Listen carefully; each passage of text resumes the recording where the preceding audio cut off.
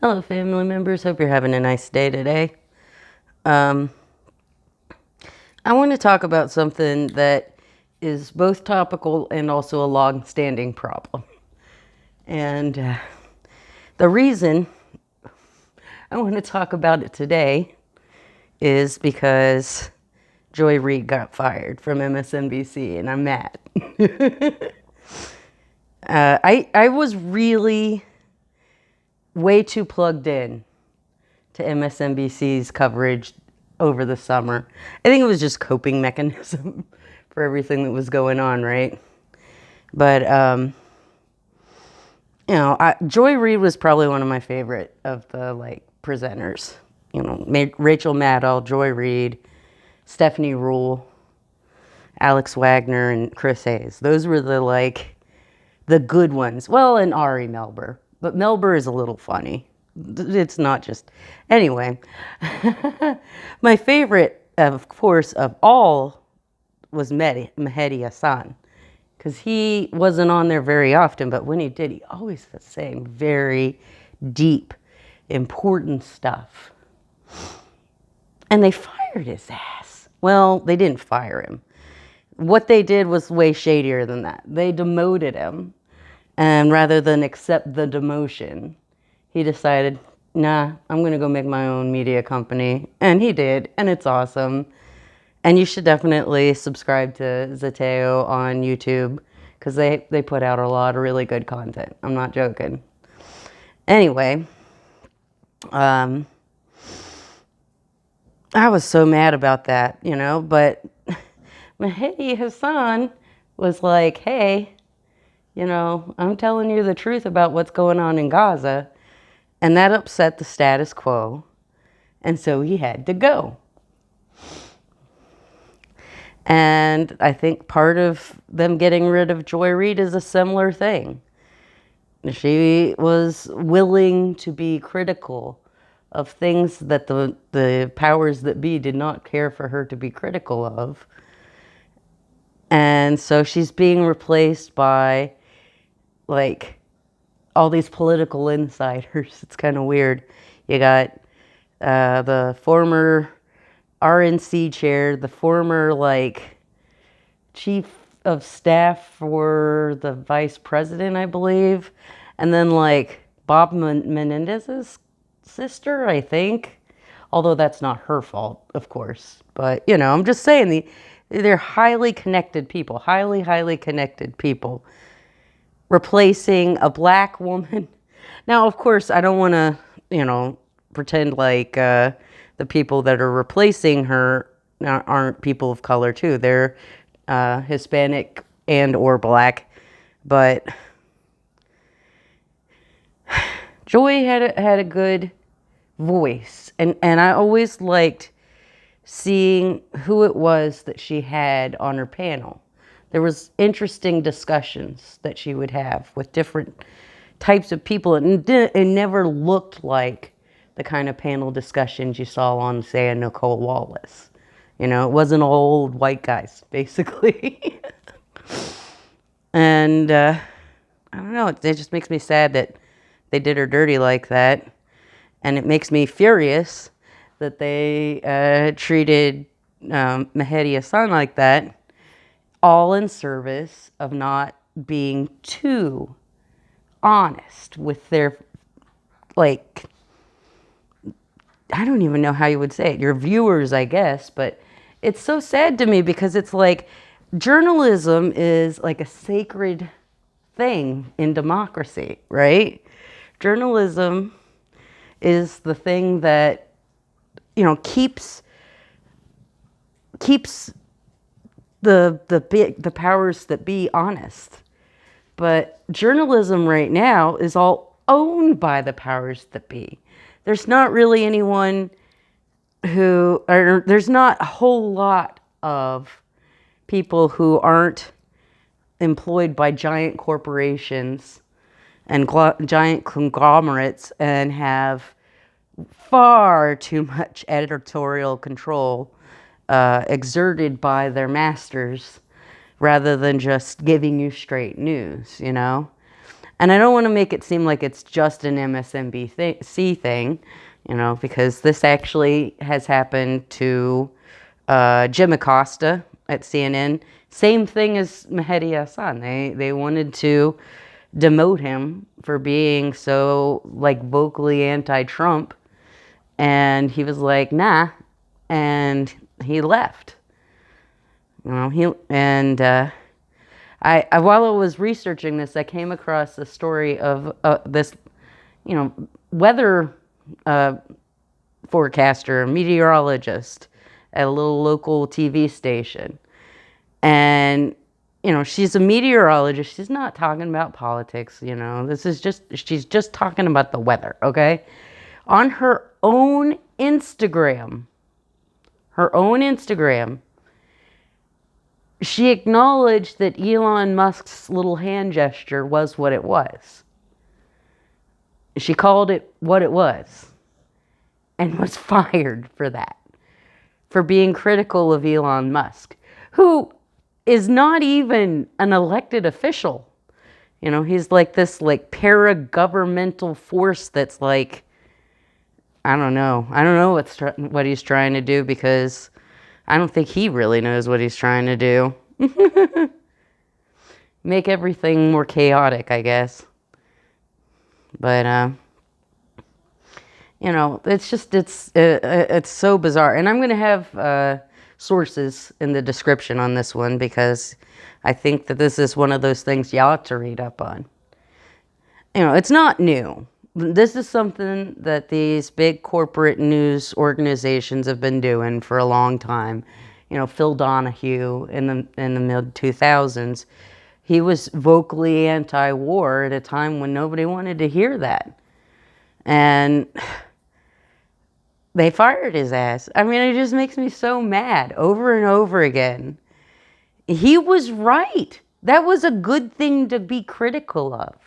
He was doing his job, and they fired him. Mehdi Hasan was doing his job, and they demoted him. Joy Reid was doing her job, and they fired her. And over again, we keep seeing these examples of the media being so afraid of upsetting the status quo, of destroying important internal insider relationships with government officials or the big corporate overlords. They're just, it's relentless, absolutely relentless. It never ends. They're always capitulating to the status quo and not advocating for the real change we need. Voices that really want to speak up and point out the truth are either not present or marginalized if they are present. I've seen a few drag queens on MSNBC, maybe one or two. That's ridiculous. They're some of the most vocal stars out there when it comes to making political stands, and we're in a situation where we are at unique risk. All queer people, all women, all of us, we're all at risk. And those would be the kind of voices you need to be including and letting up. Him bite? Why him bite? Oh, him bite. Him bite. Sorry. He's a spoiled little baby. And I think this is how we ended up where we are right now in a lot of ways. I think that the Democrats, too, are very committed to not upsetting the boat too much. It was so jarring this summer to hear people rightfully use, sort of apocalyptic language about what would happen if what happened, if Trump got back in the White House.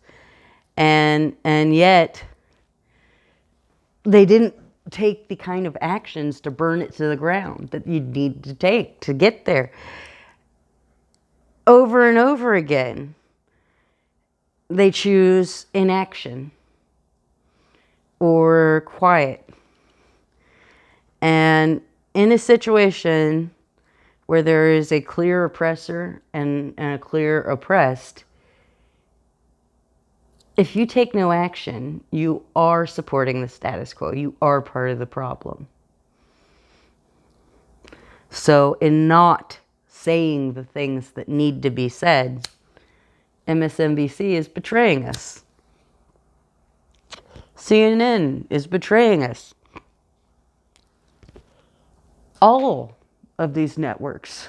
The 24-hour ones are uniquely bad because they have way too much time to fill, and they don't use it in a judicious manner. They don't do like a lot of stories. They don't use the opportunity that they have to really go into the breadth and depth of a story and give you all the nuance. What they do is just a constant rehashing of the news of the day over and over again. Every host basically is going to talk about the same stuff.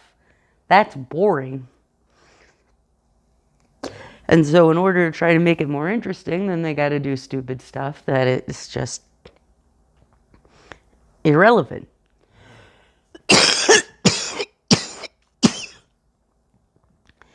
I think that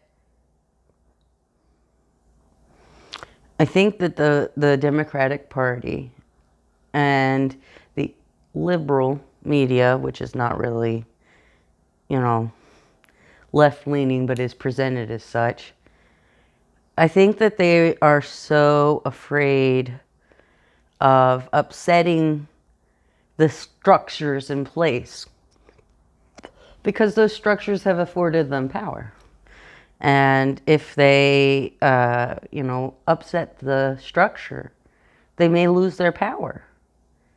And they might lose their position of comfort. And they're unwilling to risk that, even knowing that,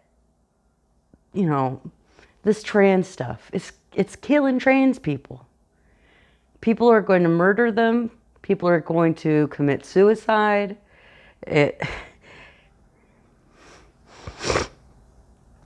I've spoken about this before, but I had a friend who detransitioned.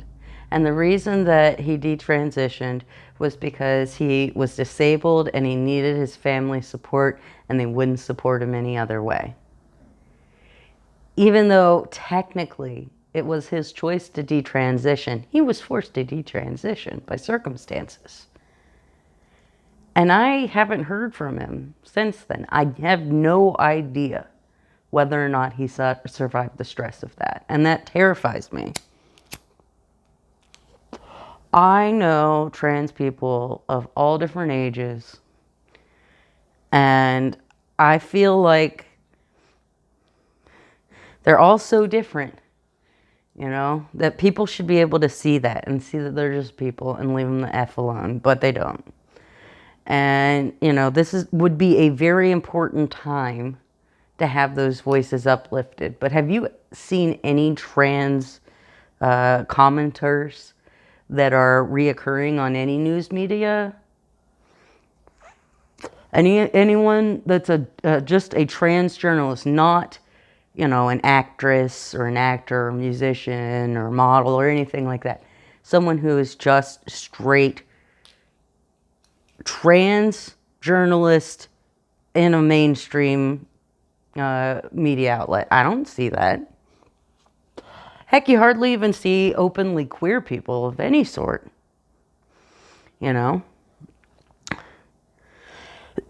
We're the ones who so much of the conversation is focused on, but we are not included in the conversations because our very existence is deemed controversial. Putting us up front risks upsetting that status quo. I don't think people realize how deeply interconnected politics and media is, and how dangerous that is for our country. Like, journalism is supposed to help keep people honest, but they can't do that. They can't really do that. The only time you see people really get taken down is if they're already weak in some other way.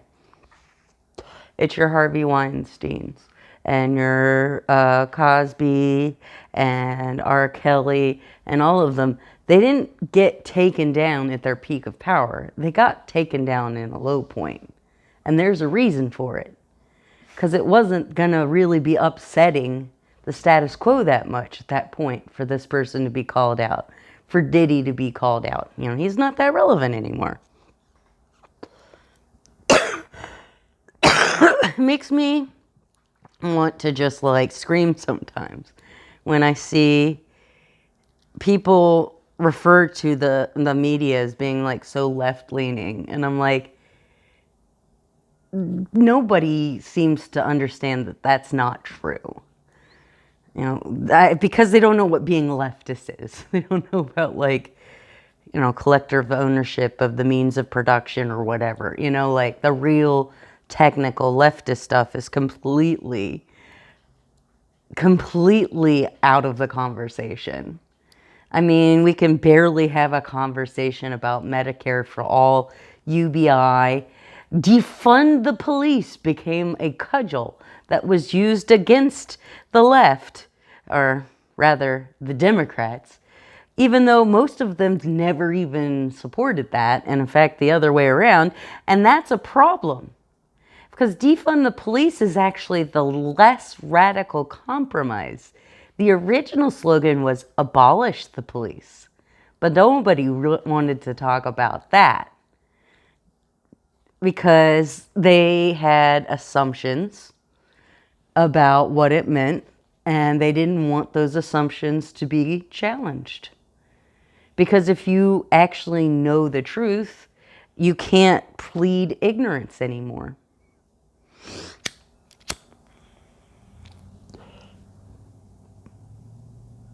I was so upset when George Bush got reelected. But, you know, it was really hard at that time for anybody to stand up against him and his administration. After 9/11, people collectively lost their minds because they were so terrified of mass-scale terrorist attacks everywhere. They just were certain that was going to happen. And you know what? That didn't happen. You know, we did have an intelligence breakdown. And you can argue that that was something that happened, started before Bush was elected. But he was the one who was in office, you know, like for the 8 months before 9/11 happened.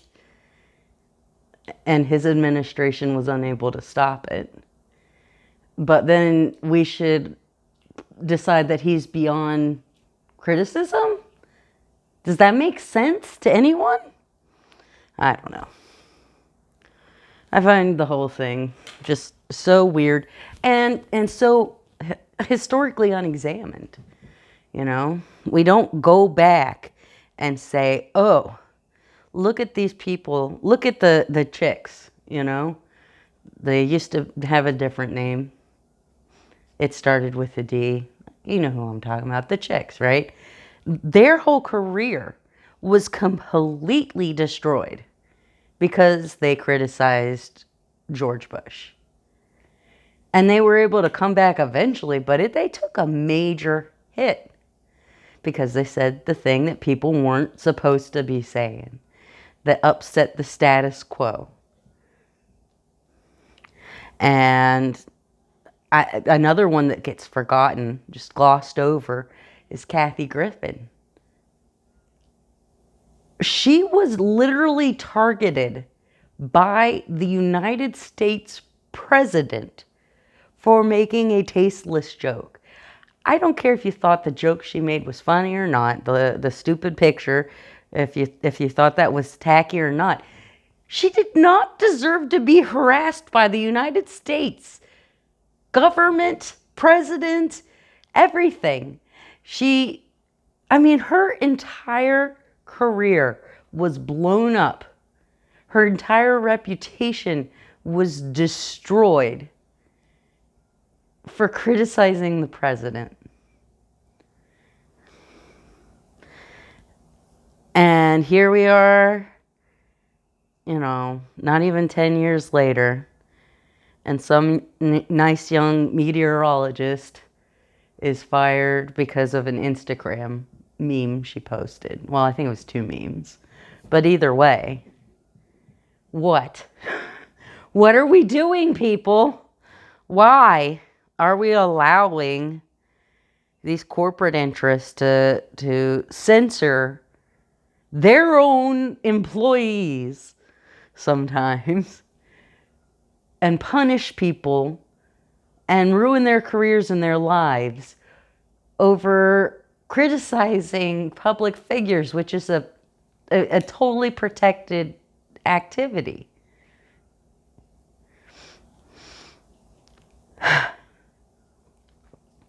I feel like the reason why Donald Trump is not in jail right now is the same love of the status quo.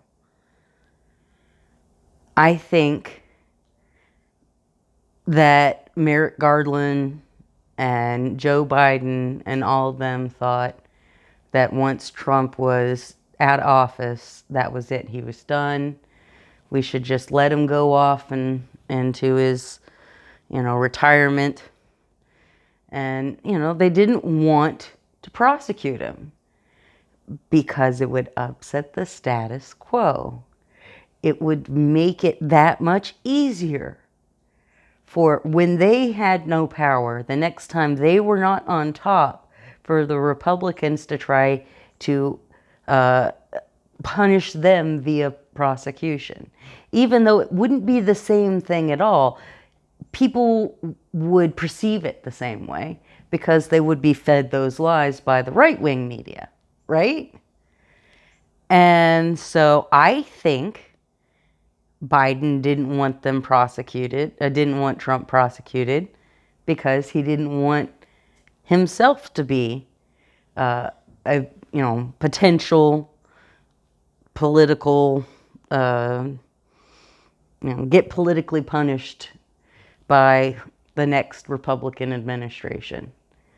And I think that, the fact that he pardoned his son kind of shows that fear, I have very strong feelings about that, but I'll have to get into that a different time.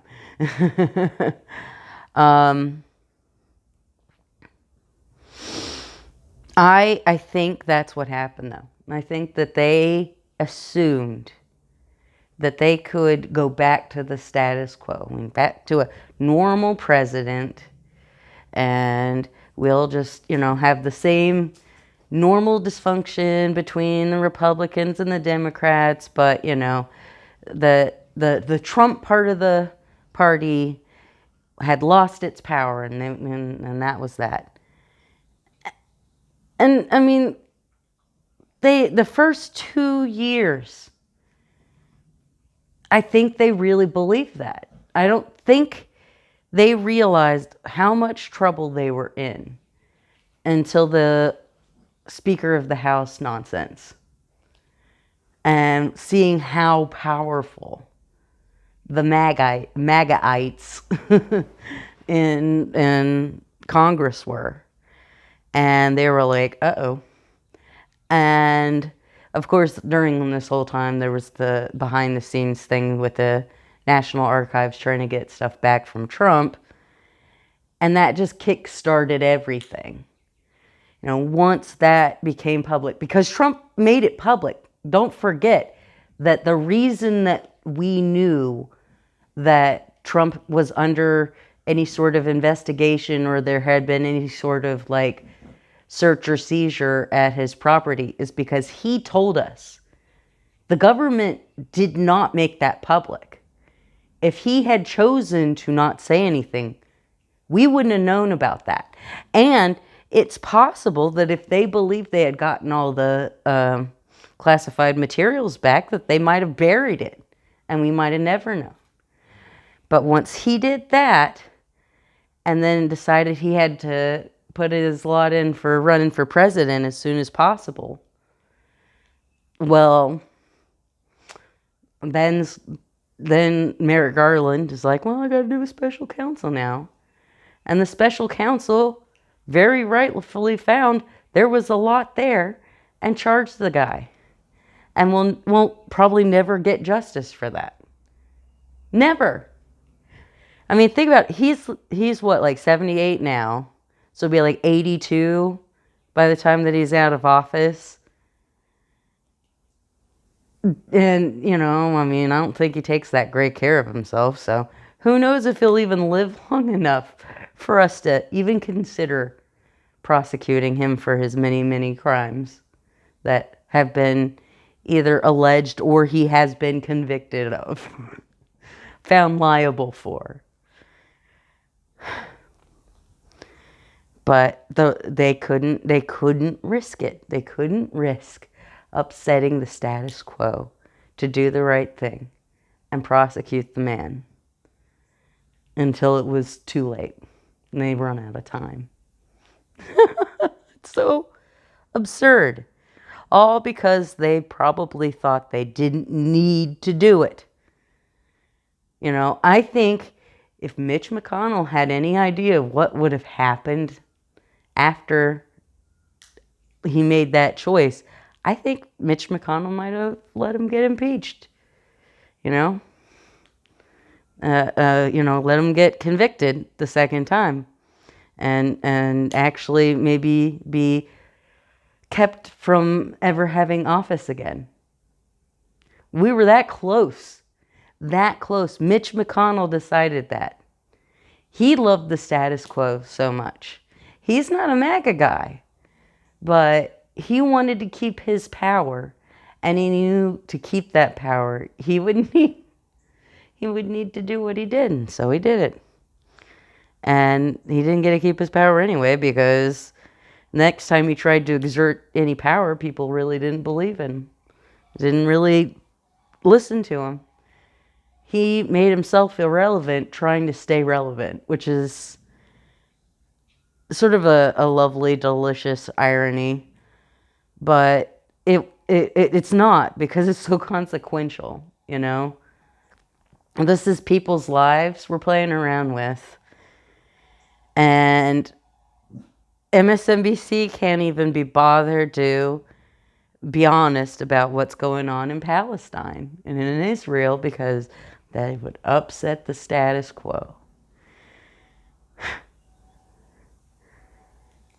It's so upsetting to me to think that we have no real effective journalistic sources that are out there that are going to say what is true relentlessly and without fear. Everything is so much about fear these days. And I'm seeing people who I know are good people stand aside and let stuff happen they know should not be happening, because their life right now is comfortable and they don't want to risk messing that up. And I won't say that there wasn't even a time in my life where I might have thought that way. You know, I'm going to give people grace if they have been thinking like that, as long as they take the time to stop and see that their comfort is at risk too. That the line is going to keep getting pushed and pushed until you get to a place where you're on the wrong side of it. And so if you don't stand up against what's being done now that's not necessarily affecting you so much, then it's not just us you're hurting. Eventually it'll be you too. I don't remember who it was. I was watching something where I think it was Matt Baum talking about, Cabaret, that's what it was. And he was talking about how in the, pre-war Germany era, there were actually like gay magazines that endorsed Hitler or downplayed the dangers of Hitler because they were the respectable gays, the ones that, they weren't Jews or, distasteful. And, as long as they were, cordial with the rising Nazi party, they would be okay. And they weren't. Because they will come for you too. They will find a reason. It doesn't end with us. You're next. And if we don't make a big stink about Joy Reid, like we didn't make a big stink about Mehdi Hasan, or make a big stink about that poor kid. What was her name? Sam Kuffel. Sam Kuffel. She, she seemed like a nice enough kid. It's just sad for me to think that just a person like that doing a normal job, completely removed for telling the truth. All right, guys, I better wrap up here because I have to. So have a nice day, and I will talk to you some other day.